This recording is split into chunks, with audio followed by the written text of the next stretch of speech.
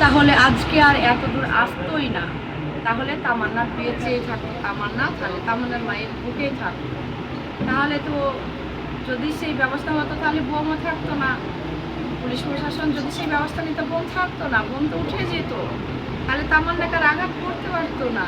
তো এখানে দেখা যাচ্ছে যে প্রশাসনের নেই, সেইটা নেই যে ওখানে আবার যেটা আঘাত করা হচ্ছে। আমার মায়ের আজ 5 দিন হচ্ছে, আমার মায়ের মৃত্যু আজ 5 দিন হচ্ছে।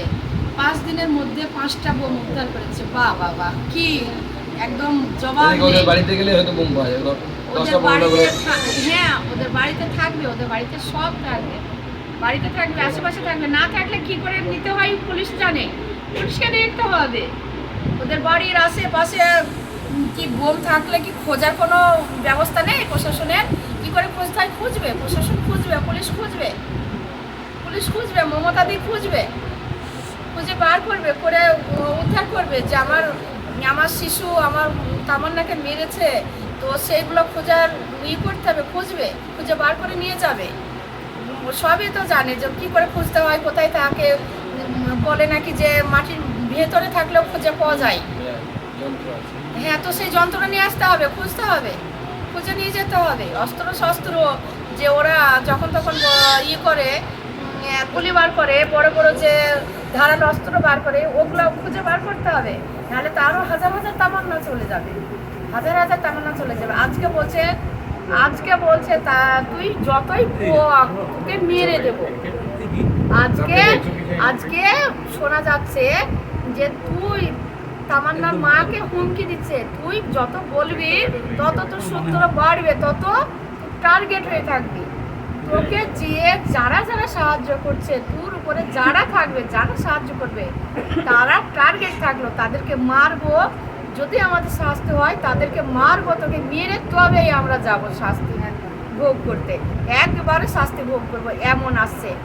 আমি আবার পুলিশকে ডাকবো। পুলিশ আমার পুলিশের এসপির সঙ্গে আমি কালকে বলেছিলাম, পরশু দিনকে বলেছিলাম যে আমি এইটাই ভয়ে আমি থাকছি।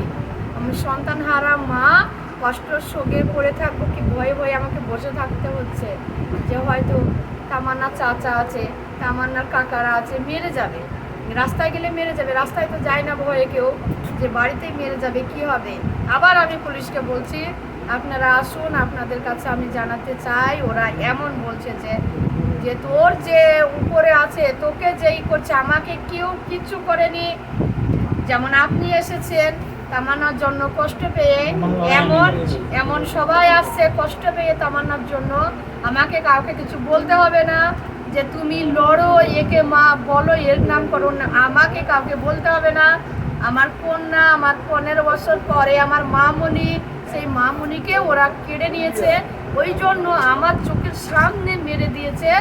ওই জন্য তামান্নার মা, তামান্নার আপু লড়বে, কেউ তাই ওই জন্য সবাই দোয়া, আমি সবার কাছে দোয়া চাইছি, আমার সোনা জান্নাতবাসী হোক, আমার সোনার ন্যায্য বিচার হোক, আমার সোনার ন্যায্য বিচার হোক। আমার সোনা যে রক্ত ঝরিয়েছে, ওই রক্ত যেন ওই মোলান্দি পরিষ্কার হয়, মোলান্দির বাকি ছেলেরা, বাকি মানুষরা, বাকি ফ্যামিলি সবাই শান্তি মতো থাকতে পারে। জানি না আমি আপনাকে চিনিও না, জানি না, দরকার হলে আপনিও দোয়া করেন, পাশে থাকেন যে তামান্নার খুনিদের শাস্তি হোক, তামান্নার খুনিদের শাস্তি হোক। আমি চাই সবাই, আমরাও সেটাই চাই, যারা অপরাধটা করেছে, সবাই তামান্নার খুনটা করেছে যারা, তাদের শাস্তি হোক, এটাই শাস্তি হোক। আপনারা যেভাবে লড়ছেন এভাবে লড়ুন।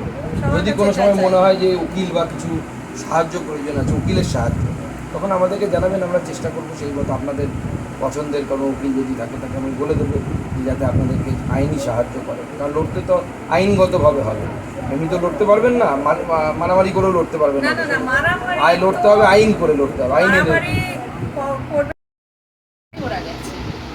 বাড়িতেই 5টা 6টা 7টা করে বোমা মেরেছে।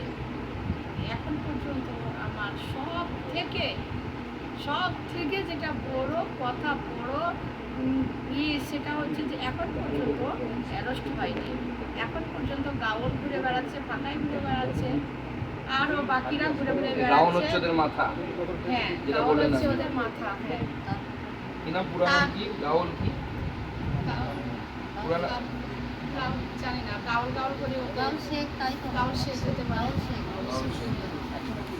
আর তার উপর আছে ওরা যেহেতু একটা পার্টির নিতে আছে, ওই জন্য তার উপরের মাথার সেদিনকে এসেছিল ওরা, যে ওদের পর আরেকটু মজবুত হয়েছে, আলেখা যা হয়েছে, ওই জন্য বলেছে রক্ত নিয়ে এসো খেলবো, তামান্না রক্ত নিয়ে এসো, তামান্নার রক্ত দিয়ে ওরা খেলবে, তামান্নার রক্তে ওরা খেলতে ভালোবাসে, বাচ্চার রক্ত নিয়ে খেলবে, ওই জন্য আমার তামান্না রক্ত নিয়ে গেছে খেলার জন্য।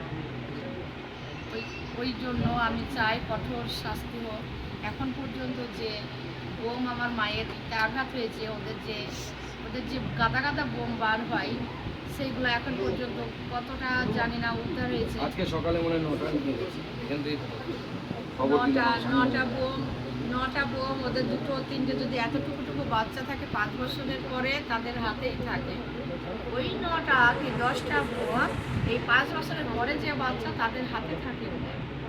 কেন তখন বলে ওই অমকের ছেলে এইটুকু দৌড়ছে, কেন ওদের আজকে নয়, সারা জীবন ওরা মারামারি, ওদের বোমা কি বলে বড় বড় সেই যেগুলো হয় ধারালো অস্ত্র, ওগুলো পিস্তল বন্দুক যেগুলো গুলি করা হয়, ওগুলো ওদের মানে জল ভাতের মতো ব্যবহার হয়। ওরা যেখানে সেখানে যাকে তাকে করে গান পয়েন্টে রেখে কাজ হাসিল করে, এটা হচ্ছে ওদের কাজ। জানি না পশ্চিমবাংলায় কি করে এত হয়, এখানে কি আর প্রশাসন, পুলিশ প্রশাসন আসে না এখানে কোনো কিছু বললে, কমপ্লেন করলে হ্যাঁ এরকম না একটা না অত্যাচার? কমপ্লেন